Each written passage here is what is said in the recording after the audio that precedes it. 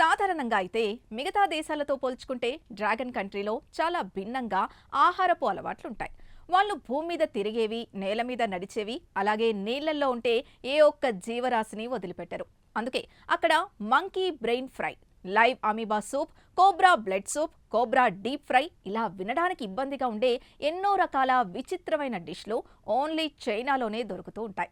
అయితే ఇలా ఏదీ వదలకుండా దేన్ని పడితే దాన్ని తినడమే పనిగా పెట్టుకున్న చైనీయులు గబ్బిలాల్ని తినడమే కరోనా లాంటి మహమ్మారి పుట్టుకకు కారణమైందన్న వాదన ప్రపంచవ్యాప్తంగా బలంగా ఉంది.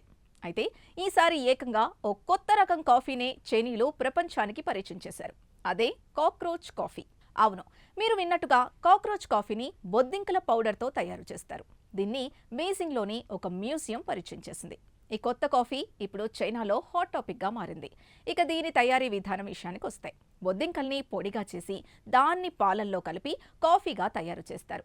దీనికి అదనంగా ఎండిన మీల్ వామ్లను కూడా అందులో కలుపుతారు. ఈ కాఫీ రుచికి కాలిన బీన్స్ కొద్దిగా పుల్లగా ఉందని వినియోగదారులు చెబుతున్నారు.